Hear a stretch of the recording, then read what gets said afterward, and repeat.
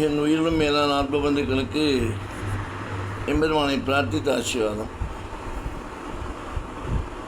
ஞாயிற்றுக்கிழமை வளர்பிறை நிர்ஜல ஏகாதசி, ஆனி மாதம் வரக்கூடிய வளர்பிறை ஏகாதசி நிர்ஜல ஏகாதசி.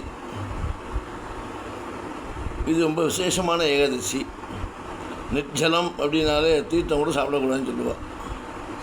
அப்படி விரதம் இருந்து மத்தானுக்கு அர்த்தால் சூரிய உதயத்துக்குள்ளே பாரணம் பண்ணோன்னு, பெருமாள் தீர்த்தத்தை சாப்பிட்டுட்டு பாரணம் பண்ணோன்னு சாஸ்திரம் சொல்கிறது, வேதம் சொல்கிறது. இதில் பாண்டவர்களில் வியாசர் சொல்லி அவள்லாம் நிர்ஜல ஏகாதசி இருந்தா.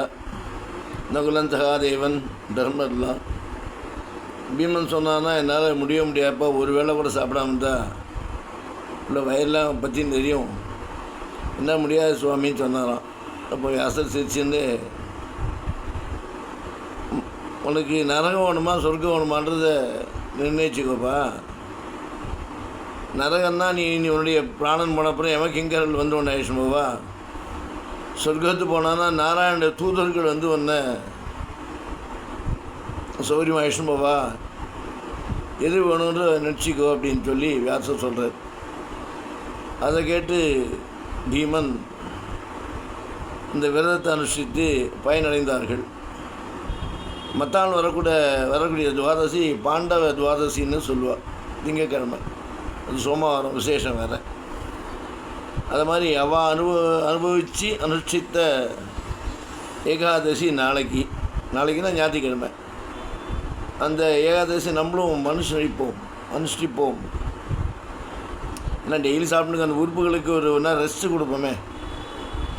சாப்பிட வேண்டியதான், சாப்பாடு தேவை தான், எல்லாம் இல்லைன்னு சொல்ல. ஒரு நாளைக்கு ரெஸ்ட் இருக்குது. அதனால் நாளைக்கு பெருமாளை பிரார்த்தனை பண்ணி ஹரிநாமத்தை ஃபுல்லாக சுருண்டி வந்து வேறு எந்த விதமான எண்ணங்களுக்கும் மனதை கொடுக்காம எண்ணங்களை அல்லும் பகலும் அனுவரவும் நாளைக்கு ஸ்ரீமன் நாராயணனுடைய திருவடியும் நாராயண நாமத்தையே சொல்லி நாமும் பயனடைவோம். அதன் மூலம் தேகம் பாதுகாக்கப்படும். உறுப்புகளுக்கும் ஒரு ஓய்வு இருந்தால் அதுவும் மற்ற எல்லாம் நல்லா செயல்படும். இவ்வளோ வருஷத்தில் வர 24 ஏகாதசி நாளைக்கு ஒரு சிறப்பான ஏகாதசி, நிர்ஜல ஏகாதசின்னு. தீர்த்தம் கூட குடிக்காமல் ஒரு நொடியும் பகவானே நடிச்சுன்னு பிரார்த்தனை பண்ணுன்ற மாதிரி வியாசர் சொன்னான்ட்டு பாண்டவர்கள் கேட்டு அனுஷ்டித்த சிறப்பு வாய்ந்த ஏகாதசி நாளைக்கு நாமும் அனுஷ்டித்து பயன்படுவோம்.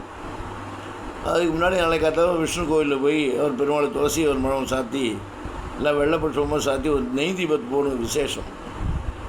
மற்றானுக்கு காத்தால பாராயணம் பண்ணுறதுக்கு முன்னாடி முடிஞ்சால் ஒரு அகத்திக்கு கேட்டு வாங்கி பசுமாட்டை கொடுங்க. அப்படி கொடுத்தா ஒரு பிராமணி சாப்பாடை போட்ட புண்ணியன்றது சாஸ்திரம் சொல்கிறது. மனிதாபிமான அடிப்படையில் தேடின்னு போக வேண்டாம், நம்மளோட தேடினே வரும். அதை போல் நல்ல செயல்களை செஞ்சு பயனடைவோம். எம்பெருமான் திருவடியை பற்றி கொள்வோம். ஜீவன்முத்திரல் ஆகி ராமானுஜர் வழிகாட்டுதலில் நடப்போம், நடத்தி கொள்வோம், நடத்தி காட்டுவோம் என்று கூறிக்கொண்டு ராமானுஜன் திவ்ய திருவடிகளே சரணம்.